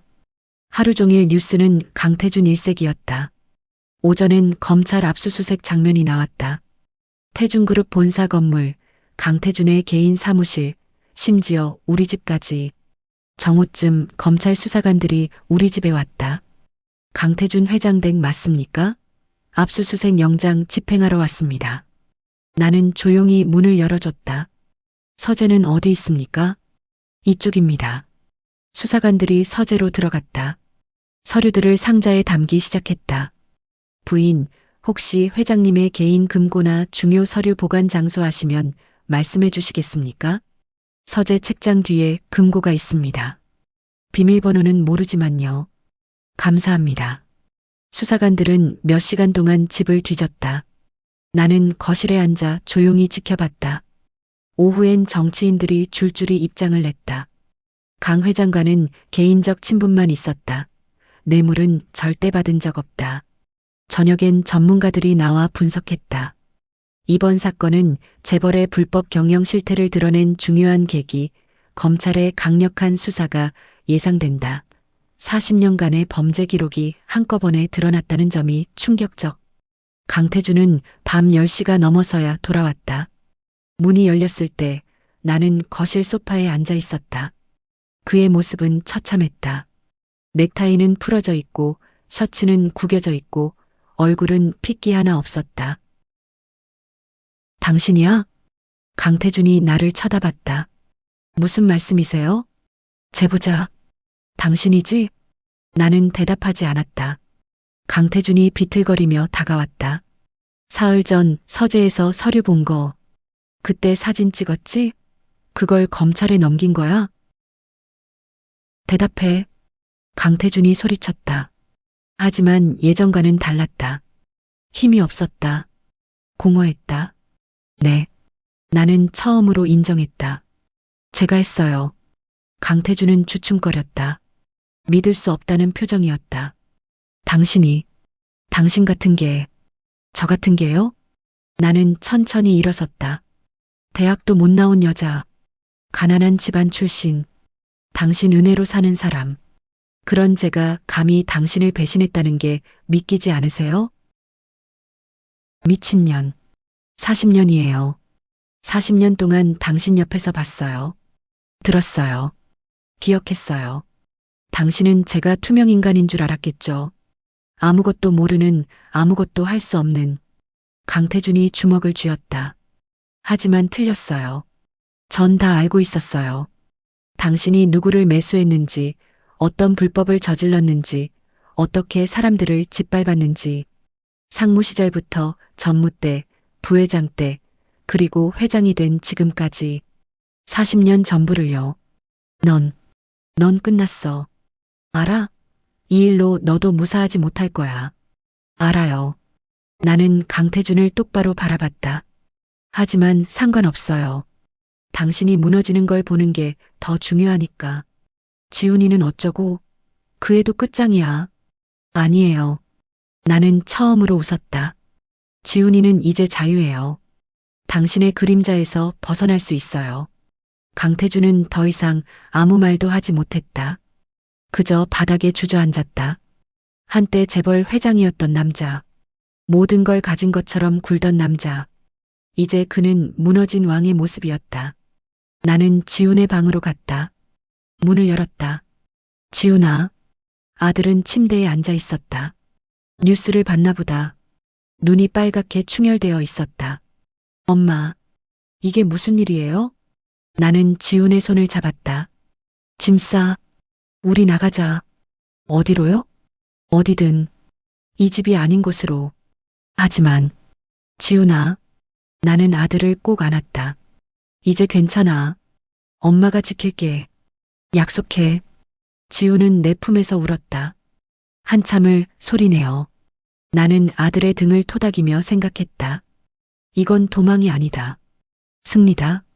우리의 새로운 시작이다. 2시간 후 나와 지우는 캐리어 2개만 들고 현관을 나섰다. 강태주는 거실 바닥에 그대로 앉아 있었다. 나를 보지도 못했다. 가요, 엄마. 지훈이 내 손을 잡았다. 우리는 문을 닫고 엘리베이터를 탔다. 내려가는 동안 나는 지훈을 봤다. 41살의 내 아들. 더 이상 작아 보이지 않았다. 엄마, 우리 어디로 가요? 일단, 호텔 가자.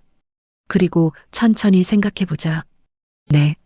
엘리베이터 문이 열렸다. 로비로 나갔다. 밖은 비가 내리고 있었다. 하지만 나는 우산을 펼치지 않았다. 그냥 비를 맞으며 걸었다. 지훈도 옆에서 같이 걸었다. 40년 만에 나는 자유로웠다. 비에 젖은 얼굴로 나는 웃었다. 6개월이 지났다. 나는 작은 아파트 베란다에서 커피를 마시며 아침 햇살을 바라봤다. 20평 남짓한 공간.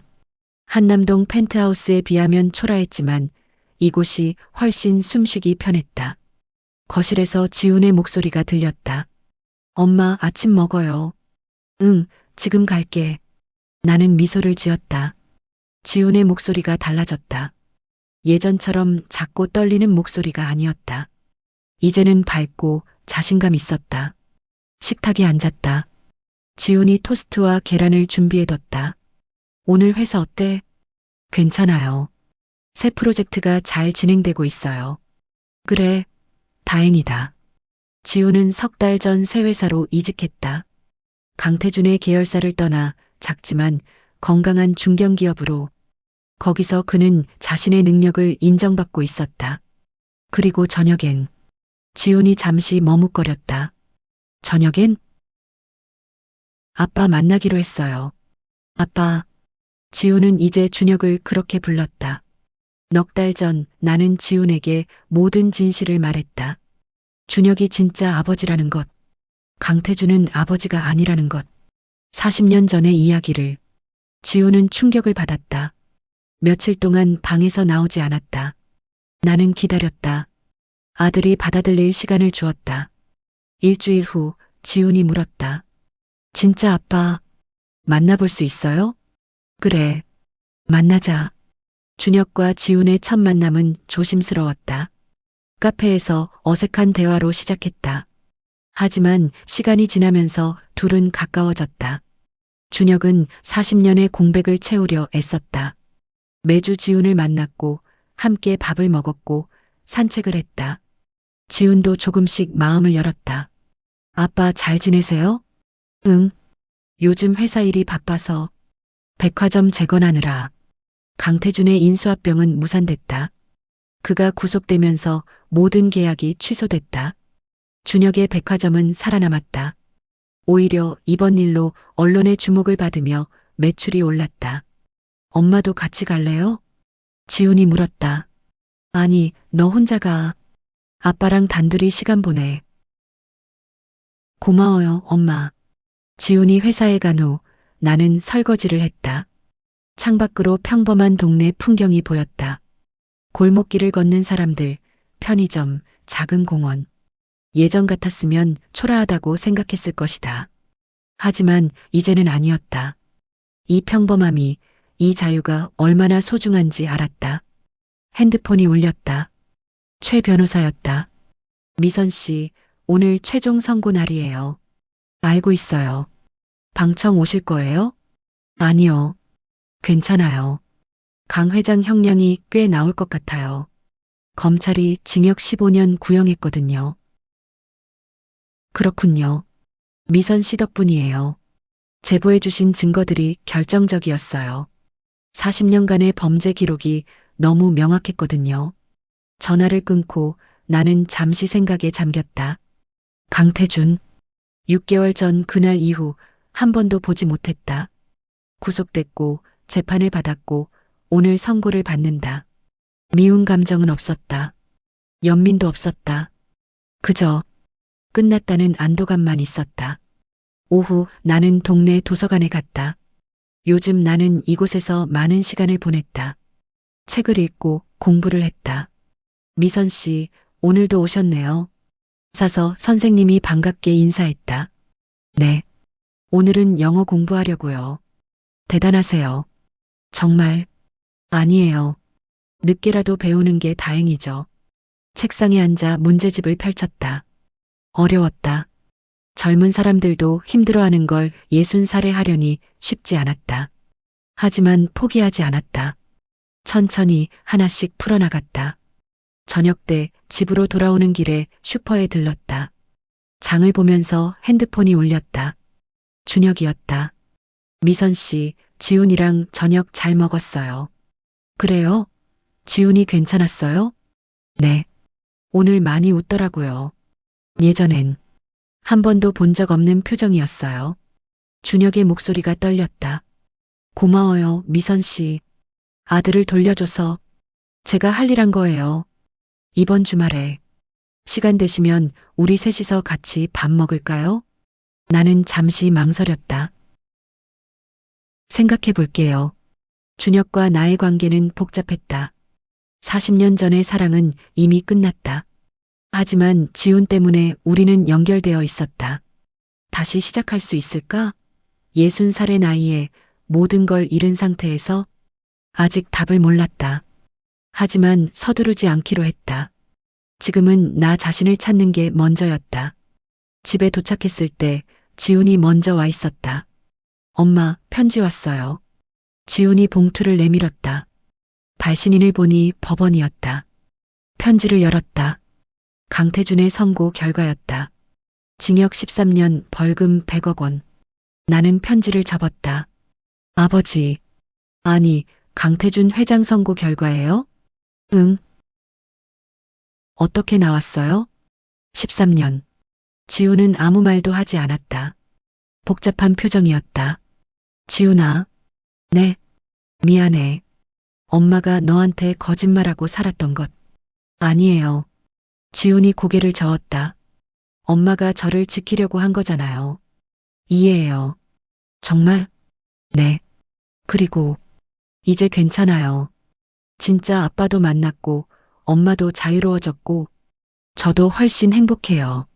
지훈이 미소 지었다. 그 미소를 보며 나는 눈물이 났다. 고마워, 지훈아. 엄마 아들이 되어줘서. 엄마. 우리는 한참을 안고 있었다. 밤 침대에 누워 천장을 바라봤다. 20평짜리 방. 좁았지만 편안했다. 지난 6개월을 돌아봤다. 강태준의 몰락은 빨랐다. 구속되고 재산이 동결되고 회사가 해체됐다. 측근들도 모두 등을 돌렸다. 한때 그를 따르던 사람들은 더 이상 전화를 받지 않았다. 나와 지우는 그 집을 나왔다. 가져온 건 옷가방 2개뿐이었다. 나머지는 모두 두고 왔다. 준혁이 도와주겠다고 했지만 거절했다. 스스로 해보고 싶었다. 작은 아파트를 얻었다. 보증금은 40년 동안 몰래 모아둔 돈으로 냈다. 강태준의 돈은 한 푼도 쓰지 않았다. 일자리를 구했다. 동네 베이커리에서 아르바이트를. 새벽 5시부터 오전 10시까지. 빵 굽는 일, 설거지하는 일. 힘들었지만 행복했다. 내 손으로 번 돈으로 사는 삶. 누구 눈치 보지 않는 삶. 지훈도 달라졌다. 새 회사에서 인정받고 있었다. 성적도 올랐다. 동료들도 생겼다. 무엇보다 웃음을 되찾았다. 엄마, 전 이제 괜찮아요. 강태준 회장이 아빠가 아니라는 거 슬프지 않아요. 오히려 다행이에요. 왜? 그 사람 아들로 살았으면 전 평생 불행했을 것 같아요. 이제 진짜 아빠를 만났잖아요. 준혁 아빠는 저를 있는 그대로 봐줘요. 나는 고개를 끄덕였다. 핸드폰에 저장된 사진을 봤다. 지난주 준혁과 지훈이 함께 찍은 사진. 둘이 나란히 서서 웃고 있었다. 닮았다. 정말 닮았다. 60살. 인생의 대부분을 살았다. 하지만 이제야 진짜 내 삶이 시작되는 것 같았다. 재벌가 상무의 내연녀로 명목상의 부인으로 살았던 40년. 그 시간은 감옥이었다. 금으로 만든 화려하지만 숨막히는 감옥. 하지만 이제는 자유다. 가난하지만 평범하지만 이 삶이 진짜 내 삶이다. 나는 더 이상 누군가의 소유물이 아니다. 나는 김미선이다. 지훈의 엄마이고 베이커리 아르바이트생이고 검정고시 준비생이고 60살의 새로운 시작을 하는 여자. 창밖으로 별이 보였다.